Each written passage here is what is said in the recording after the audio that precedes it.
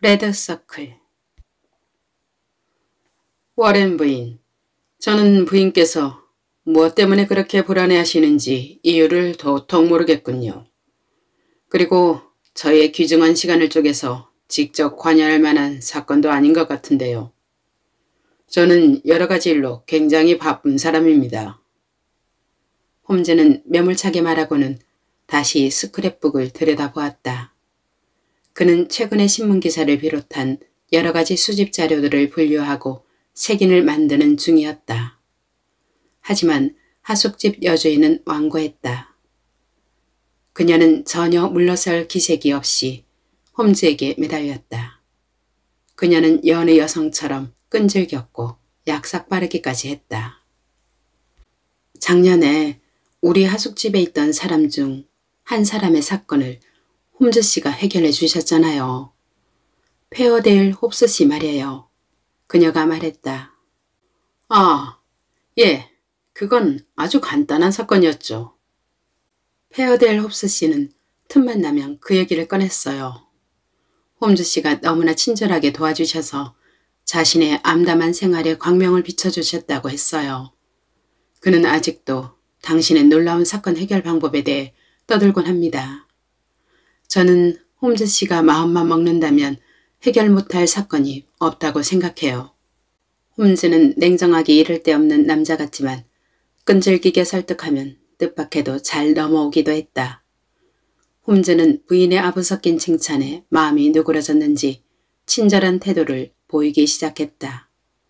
결국 홈즈는 그녀에게 두 손을 들었다는 듯 한숨을 쉬고는 몸을 앞으로 내밀며 말했다. 알겠습니다, 오렌 부인.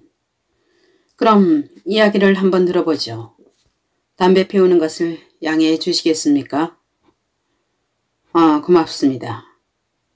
왓슨, 성냥 좀 주게.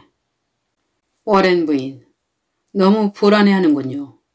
새 하숙인이 방에서 나오지 않는다고 하셨죠? 그게 뭐 어떻다는 겁니까? 제가 부인의 하숙인이라면 몇 주 동안 나오지 않을 수도 있을 텐데요. 물론이죠, 선생님. 하지만 이 경우는 틀립니다. 저는 너무 두려워요. 두려움에 잠을 이룰 수가 없어요. 이른 아침부터 밤 늦게까지 그가 방 안을 왔다 갔다 하는 소리가 들립니다. 그런데도 도무지 그의 모습을 구경할 수 없으니 미칠 지경이랍니다.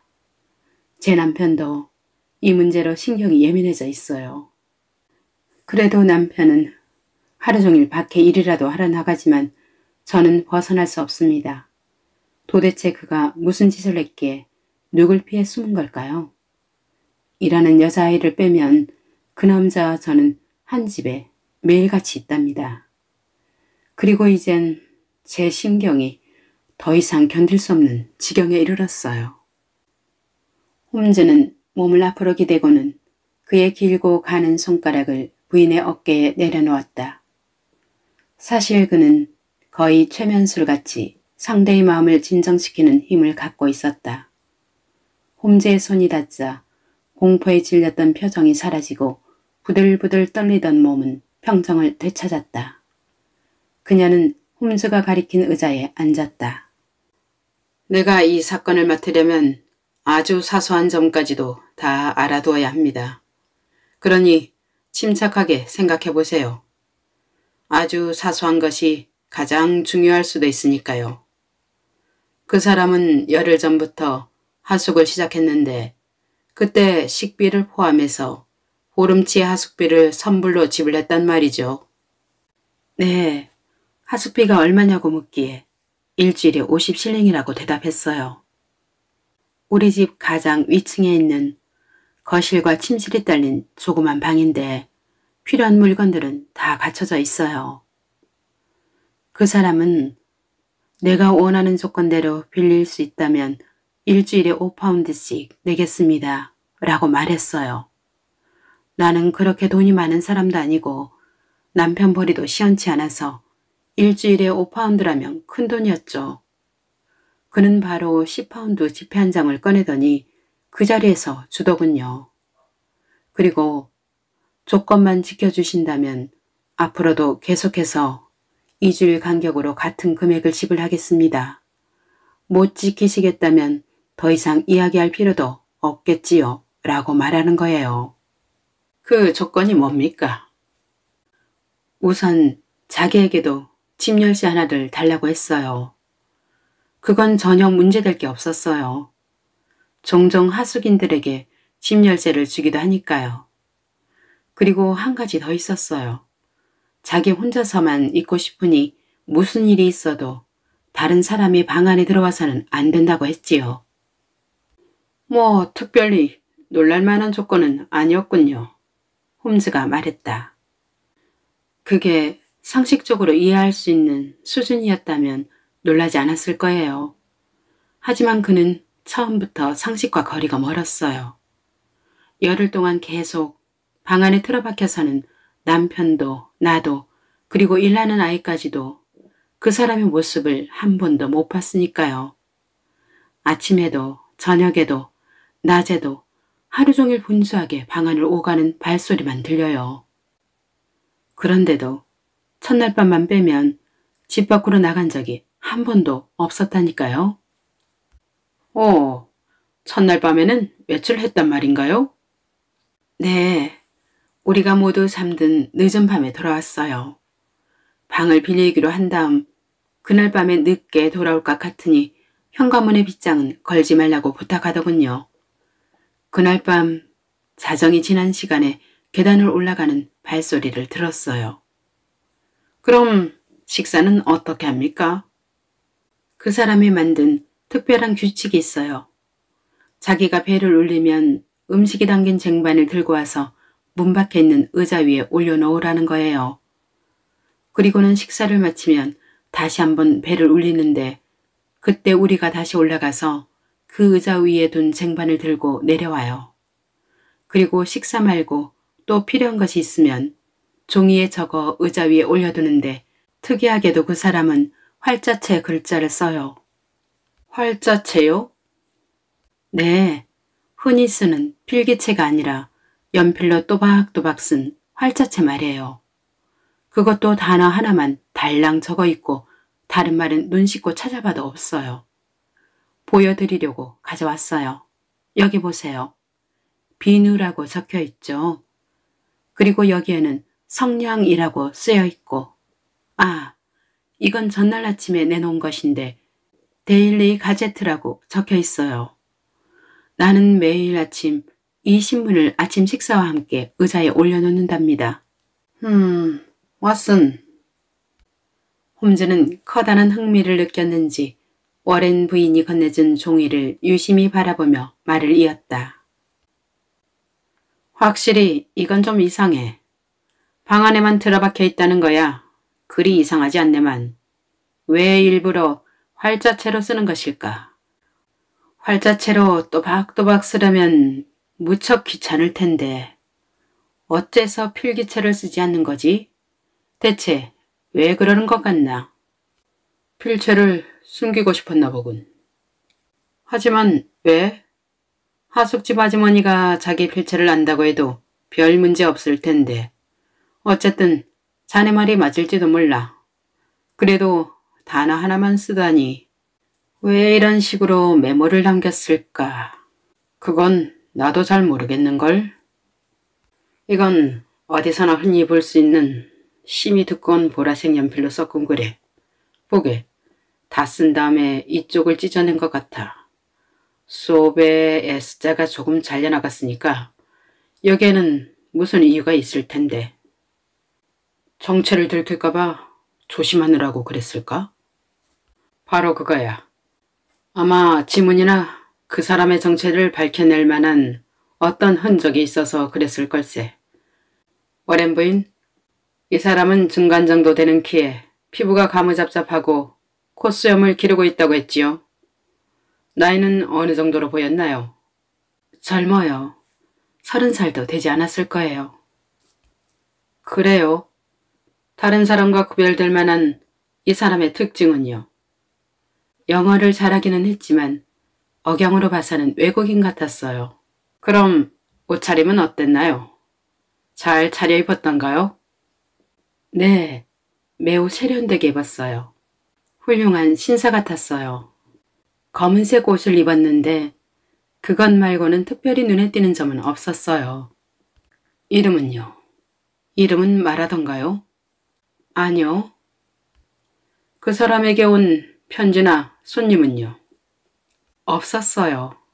하지만 아침에는 당신이나 메이드가 방 청소를 하지 않나요? 아니요. 그 사람은 모든 일을 혼자서 처리해요. 그래요? 정말 이상하군요. 그렇다면 그 사람의 짐은 어땠나요? 커다란 갈색 가방 하나만 들고 있었고 다른 것은 전혀 없었어요. 그렇다면 특별히 단서가 될 만한 것은 없겠군요. 그 방에서 밖으로 나온 물건은 거의 없다는 말입니까? 정말로요? 홈즈가 이렇게 말하자 부인이 가방 속에서 봉투를 꺼냈다. 열어보니 타다 남은 성냥 2개와 담배꽁초 하나가 나왔다. 오늘 아침 방에서 나온 쟁반 위에 이게 있었어요. 홈즈 선생님은 아주 사소한 것들을 보고도 중요한 사실을 밝혀낸다는 말을 들은 적이 있어서 이걸 전부 들고 왔지요. 홈즈가 난처하다는 듯 어깨를 으쓱했다. 이것만 가지고는 아무것도 알아낼 수 없겠는데요. 이 성냥들은 시가에 불을 붙이기 위해 사용한 겁니다. 타 들어간 부분이 짧은 걸 보면 알 수 있죠. 파이프나 시가에는 좀처럼 불이 붙지 않아서 불을 붙일 때 성냥이 반 정도는 타 들어가는 법이니까요. 아니, 이게 뭐지? 이 공처는 조금 이상한데요. 그 사람은 턱수염과 콧수염을 길렀다고 했지요? 네, 맞아요. 그렇다면 정말 이상하군요. 수염을 길렀다면 담배를 이렇게 끝까지 피우지는 못할 텐데. 왓슨, 자네는 수염이 그리 길지 않은 편이지만 담배를 여기까지 피웠다가는 수염이 다 타버리겠지? 파이프에 끼워서 피운 게 아닐까? 아니야, 그건 아닐세. 끝부분에 입에 문 흔적이 남아있거든. 부인, 설마 그 방에 2사람이 있는 것은 아니겠지요? 그럴 리가 없어요. 식사도 아주 조금밖에 먹지 않아서 그렇게 먹고도 잘도 버틴다는 생각이 들 정도니까요. 그렇다면 단서가 될 만한 것이 모일 때까지 조금 더 기다릴 수밖에 없겠습니다. 어쨌든 지금으로서는 부인이 불평할 만한 이유는 없습니다. 하숙비는 전부 냈고 조금 이상하게 행동하기는 해도 다른 사람에게 피해를 주지는 않으니까요. 돈을 후하게 지불했으니 자기 정체를 숨기려 하더라도 부인이 왈가왈부할 입장은 아닌 것 같습니다. 범죄와 관련된 사람이라고 생각될 만한 어떤 이유가 없다면 그 사람의 사생활에 간섭할 권리는 없으니까요. 어쨌든 이 일은 내가 맡겠습니다. 잊지 않고 꼭 기억하고 있을 테니 새로운 변화가 있으면 언제든지 알려주세요. 내 힘이 필요할 때면 달려갈 테니 마음 놓으십시오. 워렌 부인이 조금 홀가분해진 마음으로 돌아가자 홈즈가 나에게 말했다. 왓슨, 이번 사건에는 재미있는 부분이 몇 군데 있네. 물론 그 하숙인의 성격이 조금 이상할 뿐 별다른 사건은 아닐지도 몰라. 하지만 겉보기보다 훨씬 더 복잡한 사정이 숨어 있을 수도 있다네. 우선 우리가 생각할 수 있는 첫 번째 가능성은 지금 그 방에 있는 인물은 실제로 방을 빌린 사람이 아닐 수도 있다는 걸세. 이것은 흔히 있을 법한 이야기지. 왜 그렇게 생각하지? 이 꽁초도 그렇지만 그것보다도 하숙인이 딱 한 번 외출을 했는데 그게 방을 빌린 직후였다는 사실에 뭔가 의미가 있을 것 같지 않나? 그 남자라고 해야 할지는 모르겠지만 어쨌든 그 사람은 집안 사람들이 다들 잠들어서 아무도 자신을 볼 수 없을 때 집으로 돌아왔네. 그러니 돌아온 사람이 나간 사람과 동일 인물이라는 증거는 어디에도 없는 셈이지. 그리고 방을 빌리러 온 사람은 영어를 잘한다고 했는데 지금 방에 있는 사람은 성량을 MATCHES라고 복수로 써야 하는데 단수인 MATCH라고 썼어. 아마 사전을 찾아서 썼을 걸세. 사전에는 단수로만 올라와 있으니까 단어 하나만 달랑 써서 워렌 부인에게 준 것도 영어를 모른다는 사실을 숨기기 위해서일 거야. 왓슨, 하숙인이 바뀌었다고 생각할 만한 충분한 이유가 한두 가지가 아니야. 그렇다면 무엇 때문에 그런 행동을 하는 걸까? 바로 그거야. 바로 그것이 우리가 풀어야 할 문제라네. 문제를 풀 좋은 방법이 한 가지 있지. 홈즈는 이렇게 말하더니 선반에서 커다란 파일을 꺼냈다. 런던의 여러 신문에 실렸던 각종 광고를 매일 모아둔 파일이었다. 그가 파일을 넘기며 말했다. 신음소리와 절규, 울부짖음으로 이루어진 합창을 듣고 있는 기분이야. 기묘한 일들이 가득한 잡동사니들이 모임이로군. 하지만 그 이상한 사건을 연구하는 사람에게는 더할 나위 없이 좋은 사냥터지. 어쨌든 그 하숙이는 방에서 혼자 지내고 있어. 다른 곳에서 편지로 연락하면 그렇게도 숨기고 싶어하는 정체가 탄로나고 말지. 그렇다면 바깥 소식은 어떻게 듣고 있을까? 신문 광고를 쓰는 것이 분명하네. 그것 말고는 다른 방법이 없을 거야. 다행스럽게도 내가 조사해야 할 신문은 딱 한 가지일세. 방금 전에 본 메모에 적혀있던 데일리 가제트지. 여기에 지난 보름 동안 모아둔 광고가 있네. 같이 읽어보자고. 프린스 스케이트 클럽에서 검은 모피 목도리를 두르고 있던 숙녀분. 이건 필요 없어. 지미야, 더 이상 어머니를 슬프게 하지 말아라. 이것도 관계없을 거야. 브릭스턴 승합마차 안에서 실신했던 숙녀라면 이런 여자에게 우리가 볼 일은 없고 하루하루 내 마음은 사랑의 불꽃에 타들어가네. 왓슨, 이건 아주 징징 짜는 사연이로구만. 정말 가슴 아픈 사연들 뿐이야. 아, 이건 조금 그럴듯한데?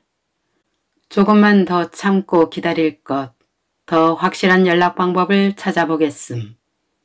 그때까지는 이 광고로 지.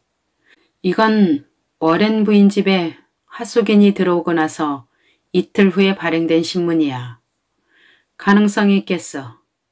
베일에 쌓인 하숙인은 단어 하나도 제대로 못 쓰지만 영어를 읽을 만한 능력은 있는 모양이야. 좋아. 이 광고의 뒤를 이은 또 다른 광고가 있는지 찾아보세. 아, 여기 있어. 그로부터 사흘 뒤에 나온 신문일세. 만사 형통, 주의 깊게 참고 기다릴 것. 구름은 거칠 것이다. 지. 그 뒤로 일주일 동안은 또 아무것도 없군 그래. 아, 더 확실한 것이 나왔어. 길이 열렸다. 기회를 봐서 신호를 보내겠음. 약속한 신호를 잊지 말 것. 1은 A, 2는 B. 곧 보내겠음. G. 이건 어제 신문이고 오늘 신문에는 아무것도 실리지 않았네. 워렌 부인 집의 하숙인에게 꼭 어울리는 내용 아닌가? 왓슨, 조금만 더 지나면 이 사건에 대해서 보다 확실한 사실을 알아낼 수 있을 걸세. 홈즈의 말대로 일이 진행되는 듯 했다. 다음날 아침, 그는 등을 난로 쪽으로 향한 채 아주 만족스러워하는 미소를 짓고 있었다. 왓슨, 이것을 보면 무슨 생각이 드나? 홈즈는 큰 소리로 말하더니 탁자 위에 있던 신문을 집어 읽기 시작했다. 하얀 돌로 장식한 높고 붉은 집 4층. 왼쪽에서 두 번째 창. 해가 진 후. 지. 틀림없어. 바로 이 광고야. 아침을 먹고 나서 워렌 부인 집 근처를 둘러보세. 아니, 워렌 부인이 오셨군요. 뭔가 새로운 일이라도 있었나요?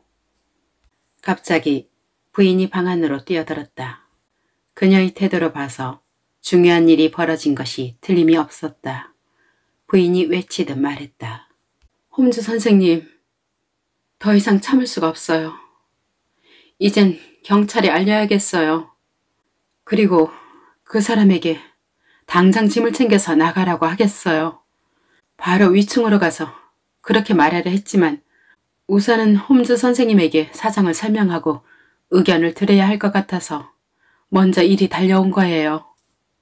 어쨌든 더 이상은 참을 수가 없어요. 우리 남편까지 폭행을 당했으니.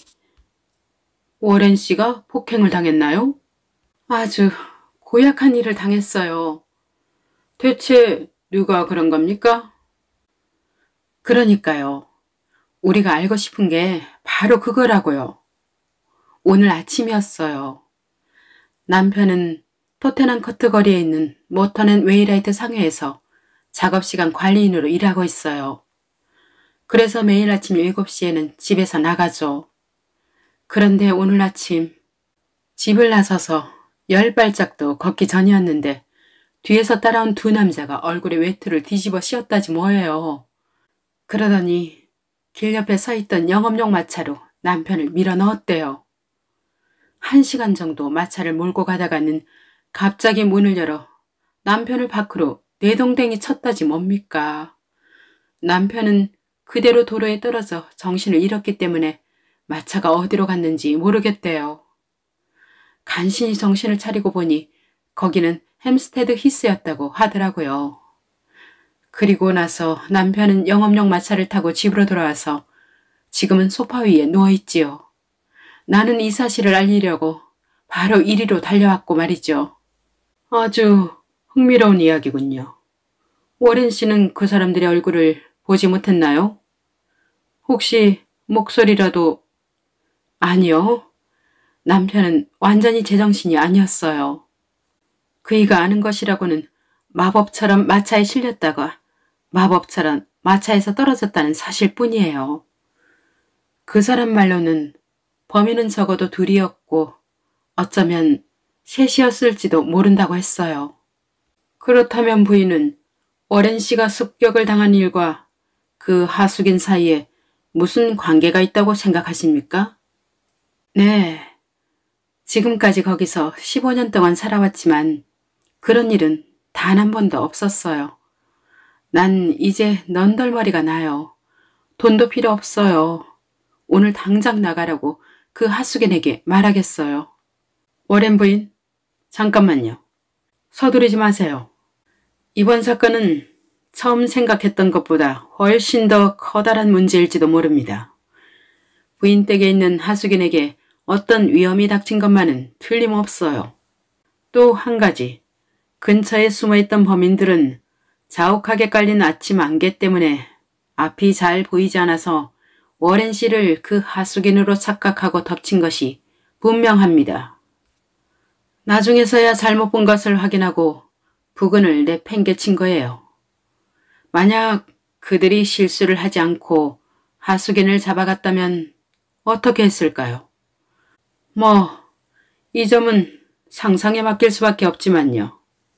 그렇다면 선생님, 어떻게 하면 좋을까요? 어떻게 해서든 그 하숙인을 꼭 한번 보고 싶습니다. 어떻게 해야 좋을지 모르겠어요. 문을 부수고 안으로 들어간다면 몰라도요. 아, 그러고 보니 식사가 담긴 쟁반을 놓고 계단을 내려갈 때면 언제나 방문을 여는 소리가 들려요. 쟁반을 방 안으로 들이려면 당연히 그렇게 해야겠죠. 어딘가에 숨어 있으면 그자를 볼 수 있지 않겠습니까? 워렌 부인이 잠시 생각에 잠겼다가 말했다. 맞아요.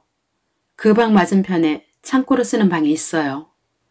거기에 거울을 걸어둘 수 있으니 그 문 뒤에 숨어 있으면... 정말 좋은 생각입니다. 그 사람은 언제 점심을 먹습니까? 1시쯤에요. 그럼 그때쯤 왓슨 박사와 함께 찾아가겠습니다. 그때까지 조심하세요, 워렌 부인. 12시 30분경 우리는 워렌 부인 집 앞에 도착했다.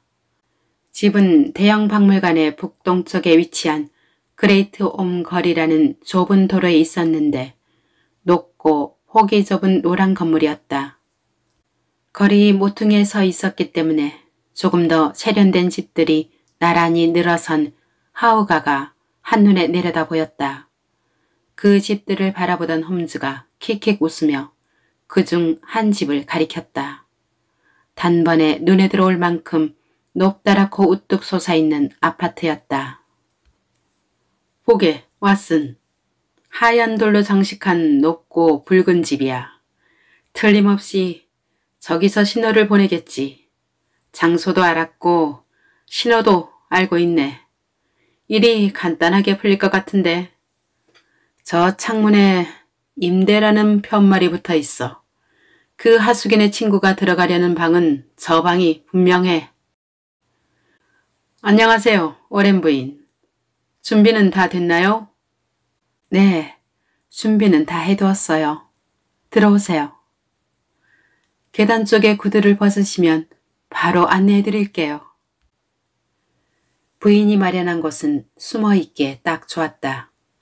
거울이 놓인 장소도 아주 적절해서 어둠 속에서 숨어서 바라보면 반대쪽 문이 아주 잘 보였다. 우리가 거기에 앉고 워렌 부인이 모습을 감추자 곧 따르릉 따르릉 하는 소리가 들렸다. 베일에 쌓인 하숙인이 배를 울린 것이었다. 곧 워렌 부인이 음식이 담긴 쟁반을 들고 나타났다. 그리고 문 옆에 있는 의자 위에 쟁반을 올려놓고 쿵쿵 소리를 내며 아래층으로 내려갔다. 우리는 문에서 보이지 않는 곳에 웅크리고 앉아서 거울을 뚫러져라 쳐다보았다. 여주인의 발소리가 사라지자 곧 빗장을 벗기는 소리가 들리더니 손잡이가 돌아가고 야인 두 손이 나타나 의자 위에 있던 쟁반을 들어 올렸다. 그러다가 쟁반을 의자 위에 다시 올려놓았다. 그 순간 아름답지만 두려움에 질린 어두운 얼굴이 창고의 좁은 문을 바라보았다. 문이 쿵 하고 닫히더니 빗장을 거는 소리가 들렸고 주인은 정적에 잠겼다. 홈즈는 내 옷깃을 잡아 끌었고 우리는 발소리를 죽여가며 조용히 계단을 내려왔다. 저녁에 다시 한번 오겠습니다. 기다리고 있던 부인에게 홈즈가 말했다. 그리고 내게는 이렇게 말했다. 왓슨, 우선은 우리 방으로 돌아가서 진지하게 이야기해보세. 집으로 돌아오자 홈즈는 팔걸이 의자에 몸을 깊이 묻으며 말을 꺼냈다. 자네도 봤듯이 내 생각은 틀리지 않았네. 하숙이는 다른 사람이었어. 단 내가 예상하지 못했던 것은 그 사람이 여자라는 점. 그것도 보통 여자가 아니라는 점일세. 그 여자가 우리를 봤어. 글쎄, 무엇인가를 보고 깜짝 놀라기는 했네. 그것만은 틀림이 없어. 이제 사건의 큰 줄기가 확실해지지 않았나. 남녀 한 쌍이 자신들에게 닥친 무시무시한 위험을 피해서 런던으로 도망쳐 온 걸세. 그게 얼마나 위험한 것인지는 그들이 아주 경계하는 정도를 보면 알 수 있어. 남자에게는 꼭 해야만 할 어떤 일이 있어서 그 일이 끝날 때까지는 여자를 안전한 곳에 숨겨두어야 했네. 결코 쉬운 일이 아닌데 남자는 아주 좋은 방법을 생각해냈지. 식사를 가져다주는 워렌 부인조차 그 방에 여자가 있다는 사실을 모를 정도로 좋은 방법이었어. 이제 보니 쪽지에 활자체로 쓴 이유는 필체를 통해서 자신이 여자라는 사실을 들키지 않기 위해서였군 그래. 남자는 여자에게 접근할 수가 없었네. 그랬다가는 적들에게 여자가 있는 곳을 알려주는 셈이 되니까. 편지를 보내거나 직접 연락을 할 수 없어서 신문 광고란을 이용한 거야. 여기까지는 분명하네. 그렇다면 이 모든 일들의 핵심은 대체 뭔가? 아, 핵심 말인가? 자네는 언제나 현실적인 의미에 중점을 두는군. 이 모든 일들의 핵심은 무엇일까? 처음에 이건 워렌 부인의 특이한 경험에서 지나지 않았지만 조사할수록 점점 문제가 커지더니 이제는 불길한 예감까지 들기 시작했네. 이번 사건은 어디서나 흔히 볼 수 있는 사랑의 도피행각은 아니야. 적어도 그것만은 확실하게 말할 수 있어. 그 여자의 겁먹은 얼굴을 자네도 봤겠지. 그리고 워렌 씨가 습격을 받기도 했어. 틀림없이 그 하수인을 노리고 저지른 짓이야. 그렇게 겁을 먹고 떠는 모습이나 필사적으로 비밀을 지키려는 점으로 봐서 이건 생사가 달린 문제가 분명하네. 그리고 저기 어떤 녀석들인지 몰라도 집주인인 워렌스를 습격한 것을 보면 하수인이 바뀌었다는 사실을 모르는 것이 분명해. 왓슨, 정말이지 기묘하고 복잡한 사건일세. 그런데 왜 그렇게까지 이번 사건에 깊이 관여하는 건가? 이 사건을 통해서 뭘 얻으려고? 뭘 얻다니? 말하자면 예술을 위한 예술일세. 자네도 환자를 돌볼 때 치료비는 안중에도 없고 온통 그 병에 대한 생각만으로 가득할 때가 있지 않나? 그건 나를 위한 공부가 되기 때문일세. 그렇지. 그리고 공부에는 끝이 없다네. 연구가 계속되고 그 끝에는 커다란 연구가 찾아오지. 이번 사건은 연구에 도움이 되는 사건이야. 돈이나 명예를 얻을 수는 없지만 꼭 한번 해결해보고 싶은 사건일세. 해가 떨어지면 우리의 조사도 한 발 더 나아갈 거야. 잿빛 커튼 같은 짙은 어둠이 겨울이 런던에 두껍게 들이우기 시작할 무렵 우리는 다시 워렌 부인의 하숙을 찾아갔다.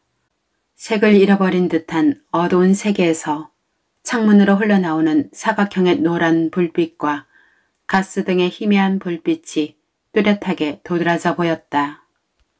우리는 하숙집 거실에 불을 끄고 밖을 바라보았다. 그러자 어둠 속 높은 곳에서 반짝반짝 빛나는 불빛이 보였다. 야윈 얼굴을 창문에 바싹 붙인 채 열심히 밖을 내다보던 홈즈가 말했다. 저 방에 누군가 있어. 저기 좀 보게. 사람의 모습이 보이지 않는가? 또 나타났어. 손에 촛불을 들고 있는데 지금은 밖을 내다보고 있군. 여자가 보고 있는지 확인하는 것 같아. 불빛이 반짝이기 시작했어. 왓슨, 자네도 신호를 읽어주게나. 나중에 맞춰보자고. 한 번 반짝였어. 틀림없이 A일 거야. 또 반짝이기 시작했어. 이번에는 몇 번이었지? 20번? 나도 그렇게 봤다네. 그러니까 T를 말하는 거군. 두 개를 합치면 A, T. 그래, 말이 되는구먼. 이번에도 T야. 여기부터 새로운 단어겠지. 그 다음은 T, E, N, T, A로군. 멈췄는데? 이걸로 끝인가? A, T, T, E, N, T, A라. 저게 대체 뭘 뜻하는 거지? A, T, T, E, N, T, A 라고 세 단어로 나누어서 생각해도 TA가 사람 이름을 나타내는 머리 글자가 아니라면 아무 뜻도 없는 것 같은데. 다시 시작했다. ATTE. 아까랑 똑같군 그래. 이상한데? 왓슨, 정말 이상해. 또 시작했어. AT. 똑같은 단어를 3번이나 반복했어. ATTENTA를 3번. 대체 몇 번을 반복할 셈이지? 이제 끝난 것 같은데? 이제 창가에 사람이 보이지 않아. 자네는 어떻게 생각하나 왓슨? 암호를 이용한 통신이야. 순간 무엇을 알아냈는지 느닷없이 홈즈가 웃기 시작했다. 암호는 암호인데 그다지 어렵지 않은 암호로군. 이탈리아어야. 여성에게 말했기 때문에 단어 끝에 A가 붙은 걸세.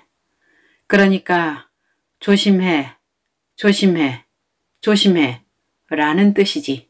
어떤가? 자네 말이 맞는 것 같군. 틀림없네. 3번이나 반복한 걸 보면 아주 급한 모양이야. 그런데 뭘 조심하라는 거지? 잠깐, 다시 창가에 사람이 나타났어. 몸을 웅크린 남자의 희미한 모습이 나타나더니 창문 너머로 가느다란 빛이 나타났다 사라졌다 하며 다시 신호가 시작됐다. 이번에는 신호를 보내는 속도가 전보다 훨씬 더 빨라서 횟수를 세기 바빴다. 아, PERICOLO. 이탈리아어로 이게 무슨 뜻이었더라? 위험이라는 단어 아니었나? 맞아. 위험 신호를 보내는 거야. 아, 다시 시작됐어. PERI. 어떻게 된 거지? 갑자기 신호가 끊기더니 창 너머로 흘러나오던 사각형의 노란 불빛도 사라져버렸다. 그러자 4층은 창틀만 반짝이는 채 그 높은 건물을 휘감은 어두운 띠가 되었다.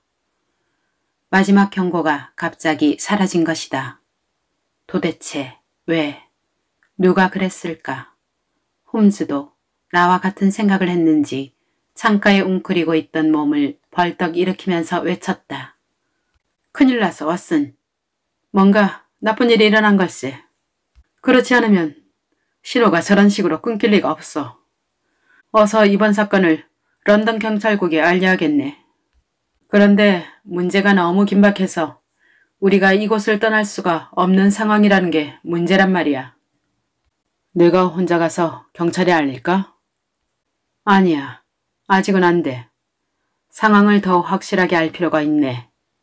어쩌면 범죄가 아니라 아주 사소한 일일지도 모르니까. 왓슨, 우선 저쪽으로 가서 조사해보세. 빠른 걸음으로 하우가를 걸어가면서 나는 지금 나온 건물을 되돌아보았다. 가장 위층 창문에서 희미하게 사람의 머리가 비쳤다. 그 여자 하숙인이 밤에 어둠을 내려다보면서 끊어져 버린 신호가 다시 나타나기를 초조한 마음으로 기다리고 있는 것이다.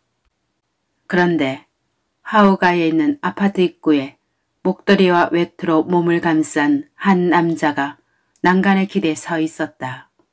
우리 얼굴이 현관의 불빛에 비치자 그 남자가 깜짝 놀라며 큰 소리로 말했다. 아니, 홈즈 씨. 그렉슨 씨.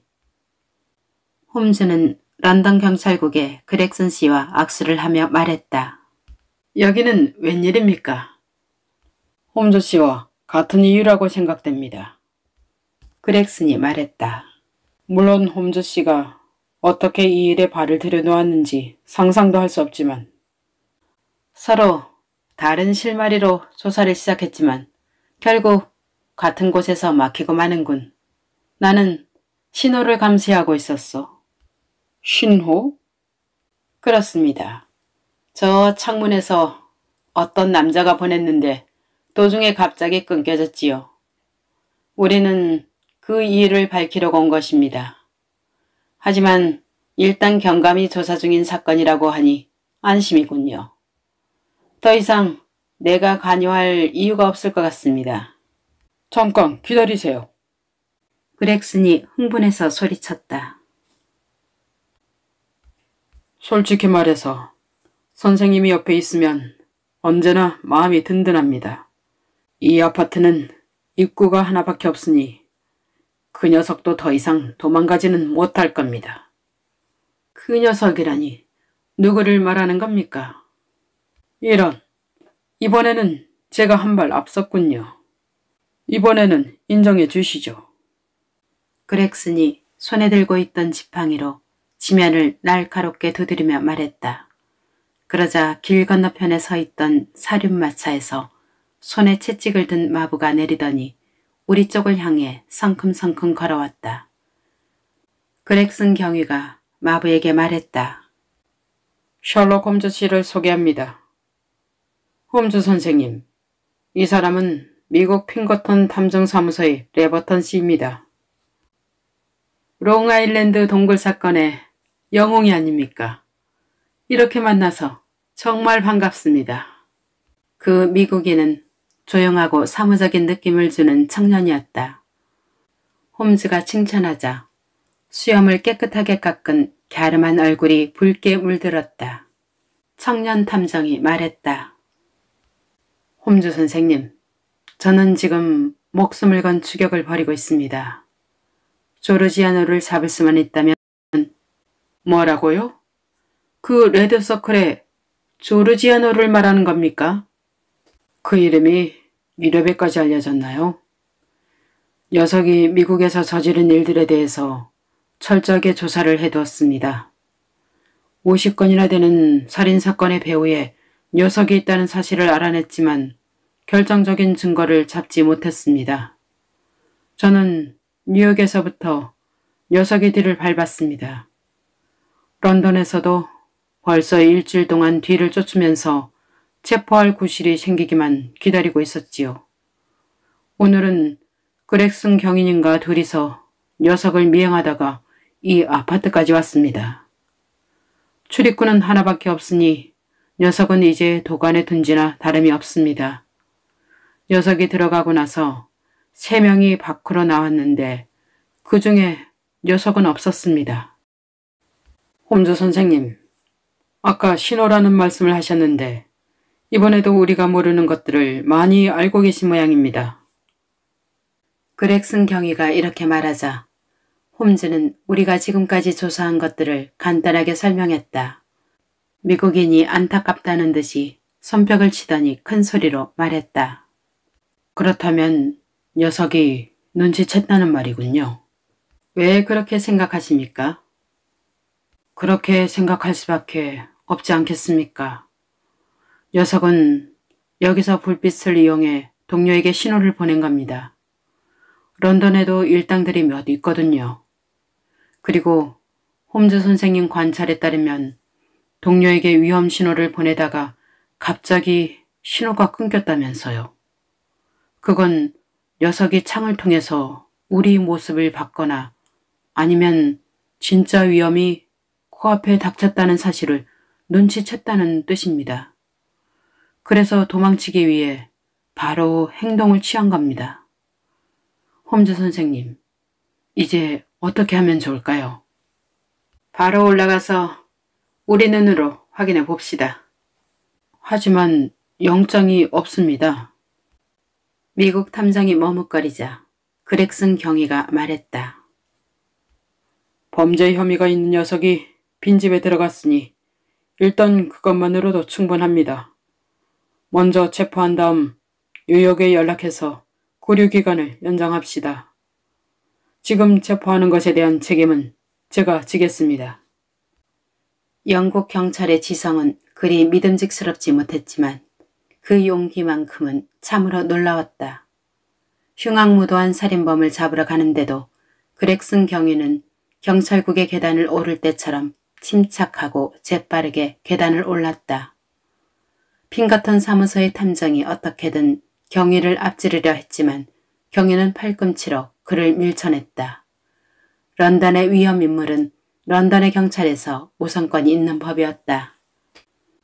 계단을 올라 3번째 복도에 도착해보니 왼쪽 방의 문이 열려 있었다. 그렉슨이 그 문을 열었다. 방 안은 캄캄했고 쥐 죽은 듯이 고요했다.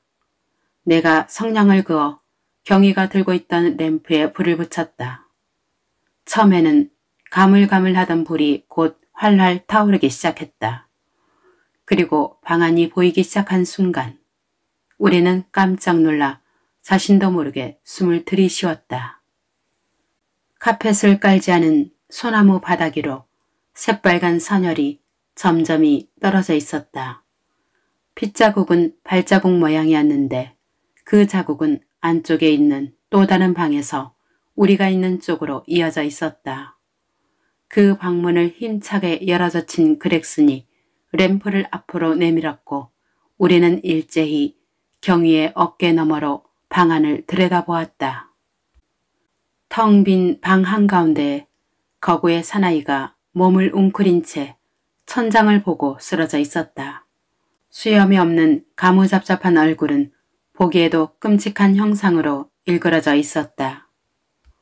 머리 주위에는 소름이 돋을 만큼 새빨갛고 끈적끈적한 피가 동그랗게 고여 있었고 하얀 바닥 위에서 두 무릎을 세운 채 고통스러운 듯이 두 팔을 벌리고 있었다.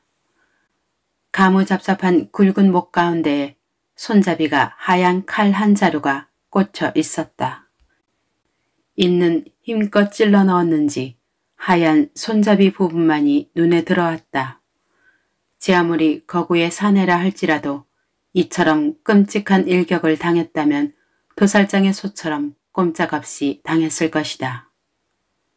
그리고 시체 오른쪽 옆바닥에는 짐승의 뿔로 손잡이를 만든 섬뜩한 양날 단검이 나 뒹굴고 있었으며 그 가까이에는 검은 염소 가죽 장갑이 한쪽 떨어져 있었다. 아, 이건 검둥이 조르지아노잖아. 이번에는 누군가가 선수를 쳤군. 미국 탐정이 외쳤다. 홈즈 선생님, 창가에 초가 있습니다. 아니, 지금 뭐 하시는 겁니까? 그렉슨 경위가 물었다. 홈즈가 방을 가로질러 창가로 다가가 초에 불을 붙이더니 창문 높이에서 초를 앞으로 내밀기도 하고 뒤로 당기기도 하면서 촛불을 움직인 것이다. 그런 다음 어둠 속을 뚫러져라 바라보다가 촛불을 끄고 바닥에 내던졌다. 이렇게 하면 도움이 될 겁니다. 홈즈는 이렇게 말하며 우리 쪽으로 걸어왔다.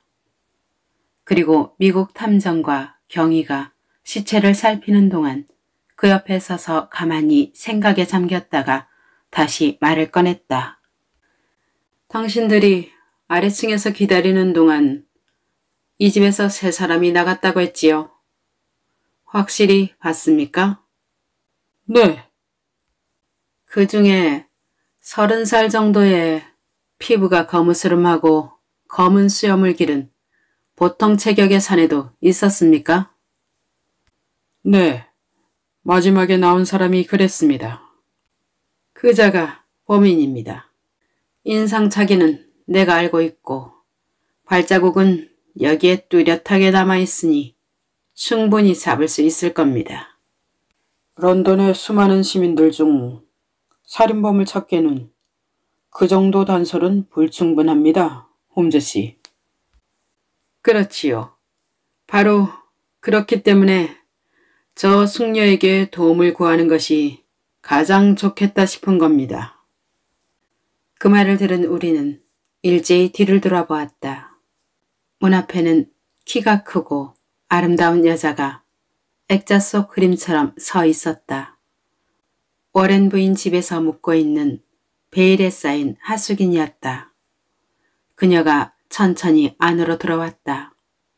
두려움과 불안 때문에 파랗게 질린 얼굴이 딱딱하게 굳어 있었다. 눈을 동그랗게 뜨고 바닥에 쓰러진 시체를 가만히 내려다보았다.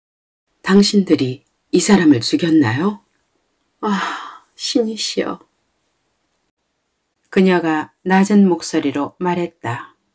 그리고 크게 숨을 들이쉬더니 기쁨을 가눌 수 없는지 자리에서 펄쩍 뛰었다. 박수를 치면서 춤추듯이 방 안을 맴돌았다. 검은 눈은 기쁨으로 반짝반짝 빛났으며 입술에서는 아름다운 이탈리어가 끊임없이 쏟아져 나왔다. 이렇게 끔찍한 시체 앞에서 아름다운 여자가 춤을 추는 모습을 보니 섬뜩한 전율이 느껴졌다. 그녀는 갑자기 자리에서 멈춰 서더니 의심스러워하는 표정으로 우리를 둘러보았다. 당신들은 경찰 아닌가요? 당신들이 주제페 조르지아노를 죽인 거죠? 아닌가요? 우린 경찰이 맞습니다. 그녀가 어두운 방 안을 한 바퀴 둘러보았다. 그럼 제나로는 어디에 있나요? 제나로 루카는 제 남편이고 저는 에밀리아 루카예요. 우린 뉴욕에서 왔어요. 제나로는 어디 있죠? 그 사람이 조금 전에 이 창으로 나에게 신호를 보내기에 서둘러 달려온 거예요. 루카 부인의 물음에 홈즈가 답했다. 내가 신호를 보냈습니다. 당신이 어떻게요? 당신들의 암호는 그리 어렵지 않았으니까요. 부인을 이곳으로 불러야만 할 이유가 있었습니다. 그래서 오시오라는 신호를 보내기만 하면 틀림없이 와주시리라 생각했습니다. 아름다운 이탈리아 여인은 존경과 두려움이 섞인 눈빛으로 홈즈를 바라보았다. 당신이 그 사실을 어떻게 알았는지는 모르겠군요. 그런데 주세페 조르지아노는 대체 어떻게... 그녀는 여기서 말을 끊었다. 갑자기 그 얼굴이 기쁨과 긍지로 빛나기 시작했다. 이제 알았어요. 나의 제나로. 아, 멋지고 아름다운 제나로. 모든 위험에서 나를 지켜준 그 이가 그 억센 팔로 이 괴물을 찌른 거예요. 아, 제나로. 당신은 정말 멋진 남자야. 그런데 루카 부인. 낭만적인 구석이라고는 눈을 씻고 찾아봐도 없는 그렉슨이 감정 없는 동작으로 부인의 팔목을 잡았다. 그것은 노팅힐의 불량배들을 상대할 때와 같은 모습이었다. 부인이 누구며 무슨 일을 하는지는 잘 모르겠지만 방금 한 말을 들어보니 경찰국으로 함께 가주셔야겠다는 생각이 드는군요. 잠깐, 그렉슨 경위. 우리가 알고 싶어하는 것만큼 부인도 우리에게 사정을 들려주고 싶을 겁니다. 부인, 이제 아시겠지만 남편은 여기 있는 남자를 죽인 범인으로 체포되어 재판을 받을 겁니다. 그러니 당신이 여기서 한 말은 증거로 사용될 수도 있어요. 하지만 만약 남편이 합당한 이유가 있어서 저지른 일이고 또 그 이유를 다른 사람들에게 알리고 싶다면 우리에게 모두 알려주세요. 그렇게 하는 편이 남편에게도 가장 좋을 겁니다.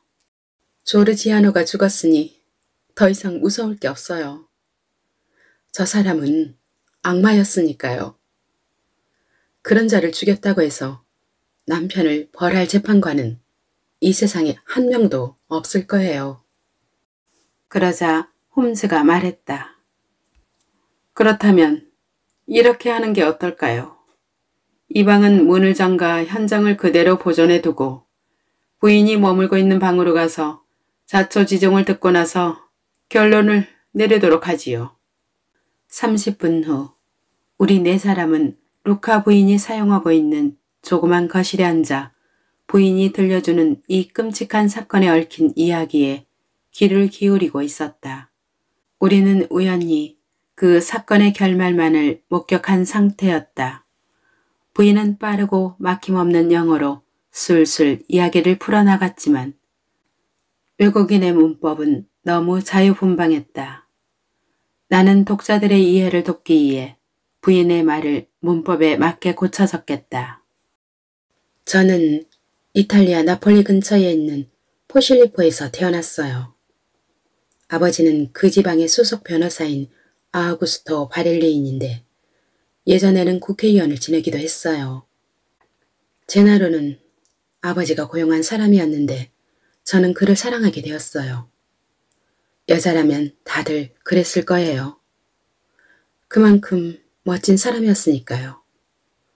돈도 지위도 없는 그가 가진 것이라고는 아름다움과 힘, 용기뿐이었어요. 그래서 아버지는 내가 그 사람과 결혼하는 것을 허락하지 않았죠. 하는 수 없이 우리는 남부 이탈리아의 바리시로 도망가서 거기서 결혼했어요. 그런 다음 제가 가지고 있던 보석을 팔아 돈을 마련해서 미국으로 건너갔죠. 그게 4년 전이었어요. 그때부터 우리는 뉴욕에서 살았습니다. 처음에는 아주 운이 좋았어요. 어떤 이탈리아 신사가 제나로를 고용해줬거든요. 싸구려 술집이며 여관이 모여있는 바워리 거리에서 불량배들에게 협박당하던 그 신사를 남편이 구해줬고 그때부터 그분은 저희의 아주 든든한 친구이자 후원자가 되셨어요. 티토 카스탈로테라는 이름을 쓰는 그 신사는 뉴욕에서도 손꼽히는 과일 수입 회사인 카스탈로테 앤 잠바 회사의 사장이었어요.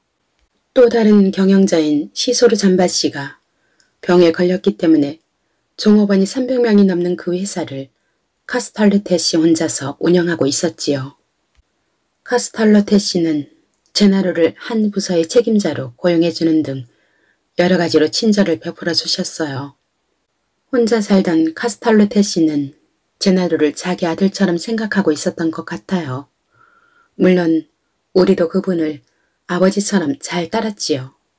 우리는 브루클린에 작은 집을 마련했고 살림살이도 꾸며서 생활할 수 있게 됐어요. 그렇게 행복한 나날을 보내던 우리 위에 검은 구름이 몰려들기 시작하더니 순식간에 우리를 뒤덮고 말았습니다. 어느 날 밤 일을 마친 제나로가 어떤 이탈리아인과 함께 집으로 왔어요. 조르지아노라는 사람이었는데 우리와 마찬가지로 포실리포 사람이었어요. 여러분도 시체를 보고 아셨겠지만 굉장히 덩치가 큰 사람이에요. 그는 몸만 거인처럼 큰 게 아니라 모든 것이 섬뜩할 만큼 이상하게 크고 무시무시했어요. 아담한 우리 집에서 그의 목소리는 마치 천둥소리처럼 울렸어요. 말할 때면 커다란 팔을 붕붕 휘둘렀기 때문에 남는 공간이 없어서 어디에 있어야 할지도 모를 지경이었죠. 그 사람의 성격이며 사물을 바라보는 눈도 전부 과장돼서 마치 괴물을 보는 느낌이 들었어요. 그 사람이 울부짖는 짐승처럼 말을 꺼내면 다른 사람들은 그 위세에 짓눌렸고 그 사람이 불똥 튀는 듯한 눈으로 바라보면 누구든 그 사람의 말대로 움직일 수밖에 없었어요. 아무튼 말로 표현할 수 없을 만큼 무시무시한 사람이었어요. 그런 자가 죽었다니 신에게 감사드릴 따름입니다. 그날 이후로 그는 자주 우리 집을 찾아왔어요. 그런데 제나로도 나처럼 그 사람을 싫어하는 눈치였어요.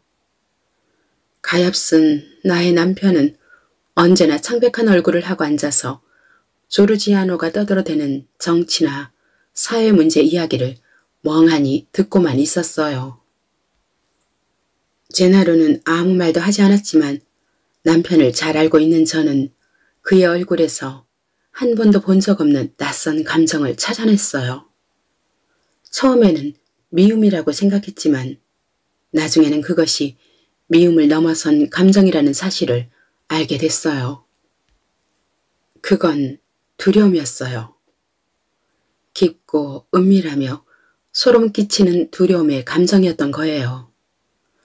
그날 밤, 그러니까 제가 남편의 공포심을 느낀 그날 밤, 저는 모든 이야기를 들려달라고 남편에게 매달렸어요. 그랬더니 남편이 이야기를 들려주었습니다. 이야기를 듣는 동안 제 마음은 얼음장처럼 차가워져 갔지요.